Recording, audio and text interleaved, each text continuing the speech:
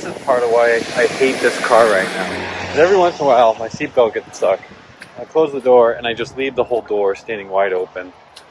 But all my stuff is there, so. Oh, cool start to the day.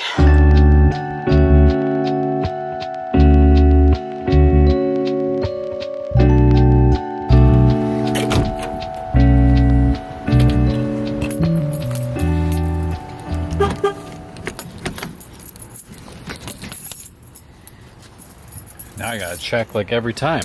I gotta overdo it just to make sure.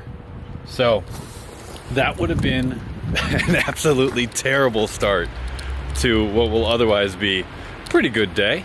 So going in now, we're onboarding another new stylist starting today. So that's gonna be cool. First thing that I'm gonna do is change some toilet seats. Not gonna film that. But that's the truth. Business ownership, and then send all the stylists their numbers and get them going.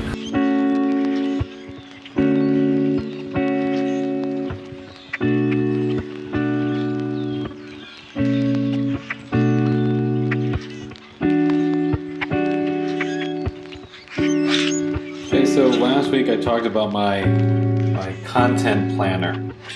So what I did was I actually went through and color coded. So all the orange ones are ones that I did get done. The yellow ones are ones that I kind of got done, but I changed it. And the blue ones are ones that I didn't do. So this week. So when I was showing the salon structure that I visualize and work with last week, I said that the cornerstone of all of it is culture. Your culture is everything that is your values, that is what makes you you. It's your mission, it's your purpose.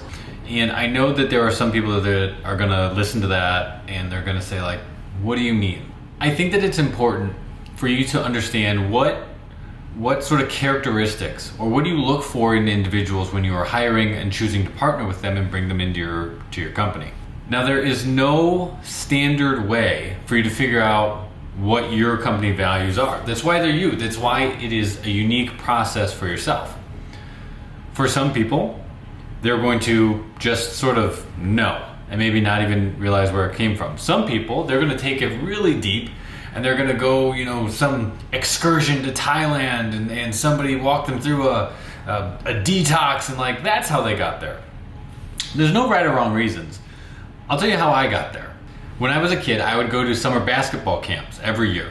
And I would go to multiple camps every year.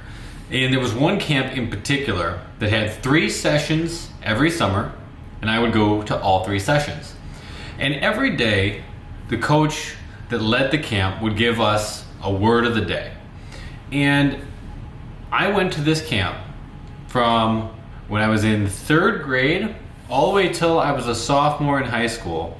And then after that, I actually came back as a counselor and continued on a few years after that as a coach. But it took me until like maybe my junior year, so maybe like the first year or second year that I was actually a counselor, to realize that the words of the day were more than just basketball. So the words of the day at the camp: Monday is attitude, Tuesday is enthusiasm, Wednesday, teamwork, Thursday, character, and Friday is gratitude. And so those principles, those things that we were trying to teach the campers, none of them are about basketball. Yes, coach would lead with saying, who's a player that plays with a good attitude? Now kids would probably say like Steph Curry or something like that. Who plays with passion? Back then, who was somebody, Chicago, like Scottie Pippen or Michael Jordan? That's somebody that plays with passion. And then we get into character. Who has good character? And we were trying to teach these lessons to the kids through basketball, but of course they had a much deeper meaning than basketball. And then at the end of camp, at the end of the week, we would have awards. And there was the enthusiasm award, the teamwork award, the competitions, but the biggest award wasn't MVP, it was the attitude award. And the attitude award was supposed to go to the camper or the player that maybe wasn't necessarily just the best player, but it was the person that embodied what the camp was about. And so those principles that sort of got instilled in me as a kid going to basketball camp are the things that I have then used to establish the culture that I want in the salon and in our business. You maybe, most likely, maybe did not go to a basketball camp where that was how those sort of values could be instilled in you. But maybe it's your family. Maybe it's always going to be based, truthfully, I think it's always going to be based off of some experience that you've had in the past that you want to bring forward. And so there is no right or wrong answer, but establishing those values are the foundation that you are going to build the rest of your business on.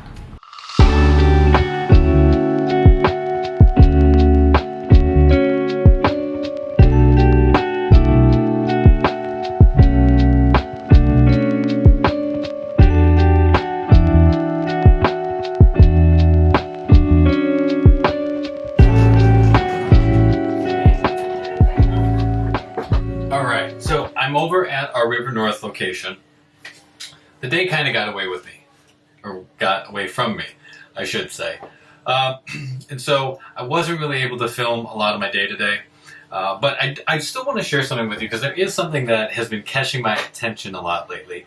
And it comes down to this idea of content and having it really be a viral moment or an evergreen moment. And so I'm sure by now, because it's been a week since it happened in the inauguration, everybody has seen the Bernie meme.